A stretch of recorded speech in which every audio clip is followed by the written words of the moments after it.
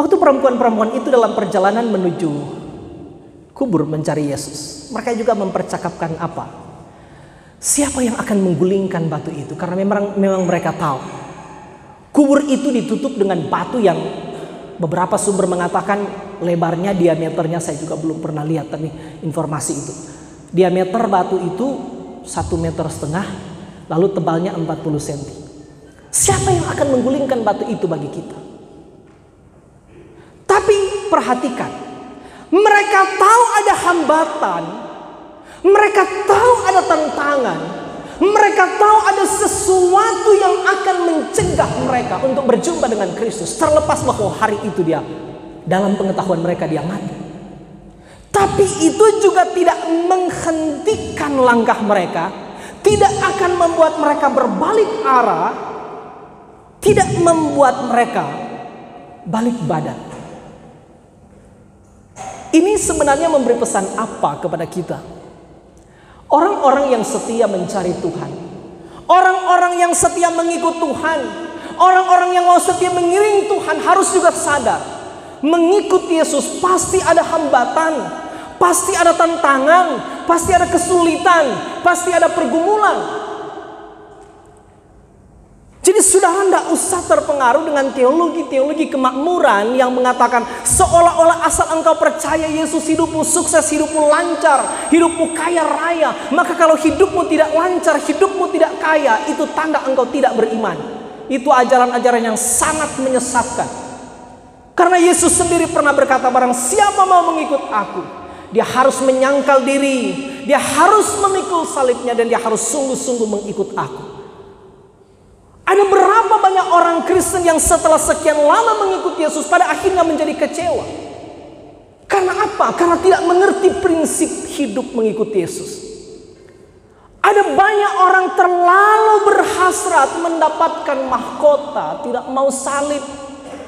Terlalu berhasrat mendapatkan kemuliaan, tidak mau penderitaan. Padahal Yesus telah menunjukkan tidak ada mahkota tanpa salib. Tidak ada kemuliaan tanpa penderitaan, dan tidak ada kebangkitan tanpa kematian. Mati dulu baru bangkit, salib dulu baru mahkota, menderita dulu baru engkau dipermuliakan. Amin. Maka saudara tidak usah terpengaruh dengan ajaran-ajaran teologi kemakmuran, itu akan membuat saudara kecewa. Tapi ini menginspirasi kita betapapun besarnya tantangan, kesulitan, pergumulan yang mungkin engkau hadapi karena kesungguhanmu mengikuti Yesus.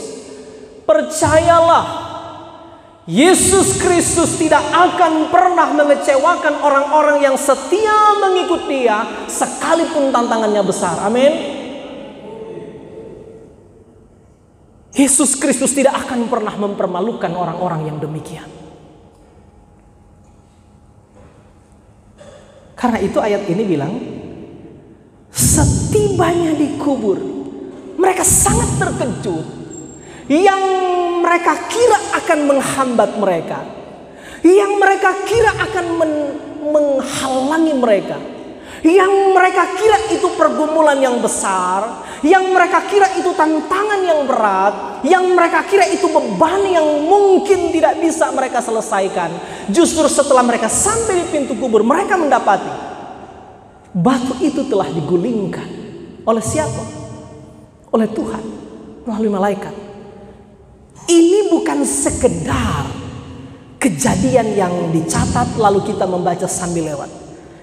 Ini sebenarnya menginspirasi kita untuk mengatakan, begitulah juga pada akhirnya orang-orang yang setia mengikut Kristus. Sekalipun tahu ada hambatan, sekalipun tahu ada tantangan, sekalipun tahu ada kerumitan, sekalipun tahu mungkin ada air mata, saudara mengikut Yesus, percayalah, saudara akan melihat Tuhan akan memberikan kejutan-kejutan yang melegakan. Amin. Kejutan-kejutan yang akan menggembirakan saudara, yang tidak pernah muncul dalam pikiran, yang tidak pernah muncul dalam hati, tapi Tuhan sediakan bagi orang-orang yang setia. Mereka tidak tahu bagaimana menggulingkan batu itu. Kerjakan tugasmu, Tuhan akan kerjakan bagiannya. Amin. Tugas kita adalah setia saja, maju saja. Jangan mundur. Jangan surut. Jangan surut dalam tekanan. Menjadi pengikut Kristus harus menghadapi hal-hal itu. Tapi percayalah, pertolongan Tuhan selalu datang tepat waktu. Amin. Itu yang Alkitab ini inspirasikan kepada kita.